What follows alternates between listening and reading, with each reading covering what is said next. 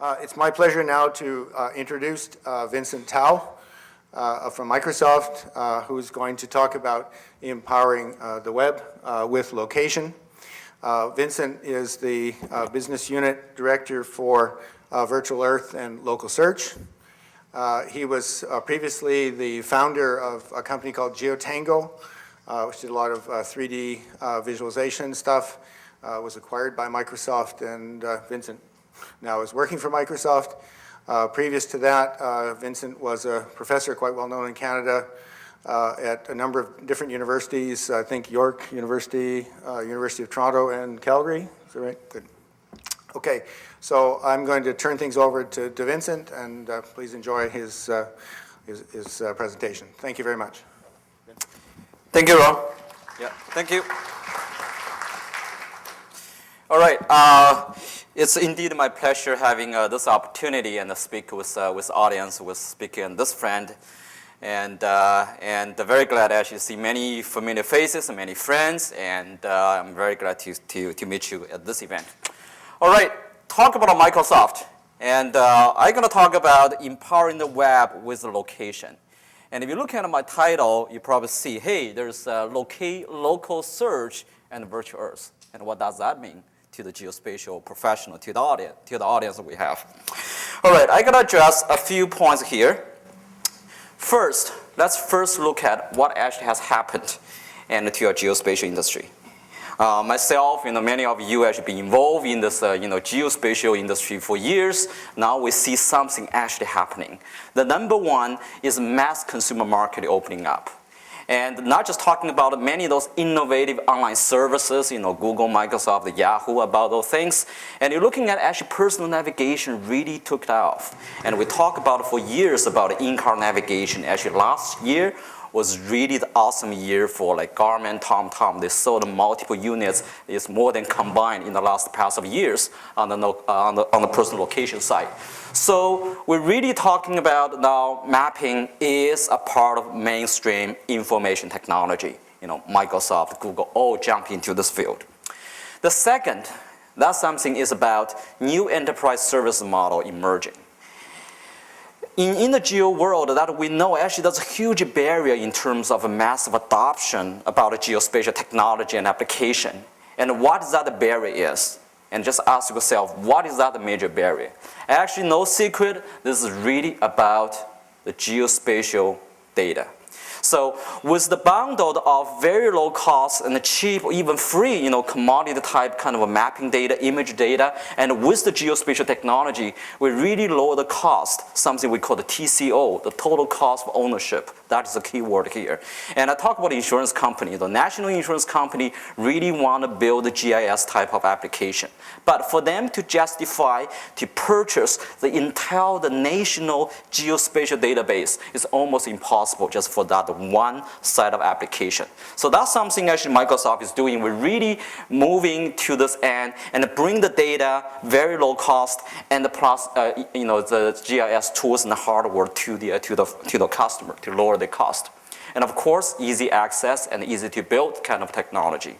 And lastly, in our industry, what happened is really the industry consolidation. You see many things happening. GeoTango, my company, get bought, Vexel, and we acquired Vexel as well. And just recently, TomTom acquired TechAtlas. What does that mean to us? With all those kind of very active, the merger consolidation, that means we have lots of opportunities in this space.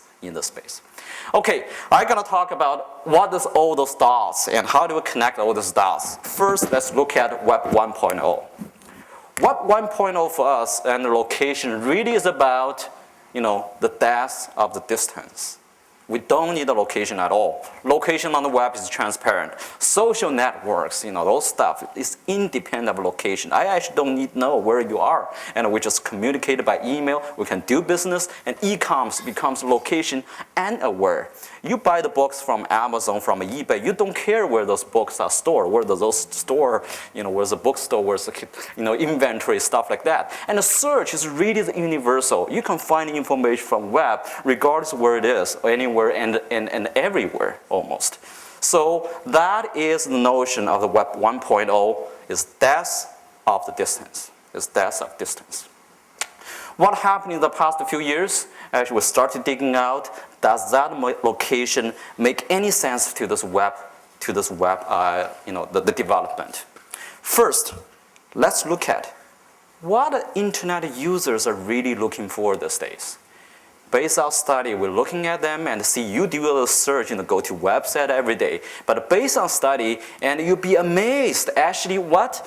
If you find, looking at this actually based on the thousands of users, and getting direction maps is the number 2 activity on the internet for people doing things, except the first one, which is about search, researching specific topic. You want to find a place to eat, or you want to find articles, or find news, all those sort of things.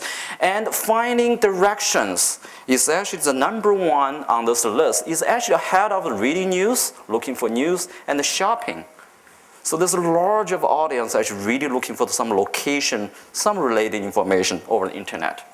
The second chart shows you here is what are the commonly used local keywords. People go into internet, do search, but actually they do hotel, Walmart, restaurant, hospitals, and all those kind of things. What those stuff are? They are location-related information. In fact, and the recent study shows that, recent study shows 63% of 63% of US internet users actually perform the local search on the internet, perform the local search. This now you can see some of the dots connected. That's why my department is called Virtual Earth and the local search. What about the mobile space? And the mobile space, interesting. And except the voice, of course, that's number 1 usage for your phones. The second usage is about taking pictures. And the third usage of phones, what people wanted is actually find location-based information using your phones, find the closest restaurant, gas stations or bank machines, stuff like that. And even taking pictures, if you're looking at the 42% of mobile phone users actually use a phone to take pictures. Taking pictures is very kind of a local related event, if you think. Okay. What is Web 2.0? This is coming about emergence of the location. First, web itself is spatially organized. IP address, we'll talk about the IP address, hub servers, those physical stuff. They are, of course, physically spatially organized. But the real notion of this Web 2.0 is something we call this 3W redefinition. It's about what, when, and where. Just looking at all the information data that we're talking about, we use keywords to search them. Actually, keywords is one way to organize and index the massive of data and the content. The keywords is one way. And the location is another way, is another perspective to look at all the data and information you have. So using location time to index and crawl the information we have is the big thing that to the internet search. Finally, the air commerce I talk about is finally appreciated.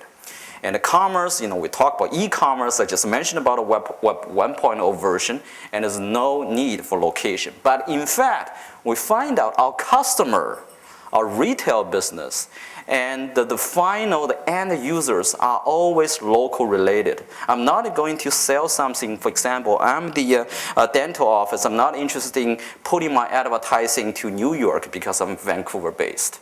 I'm a legal service firm, I'm really interested in my area rather than something irrelevant. So it's always business, advertising are local related and local related. This is a very big long tail of local information.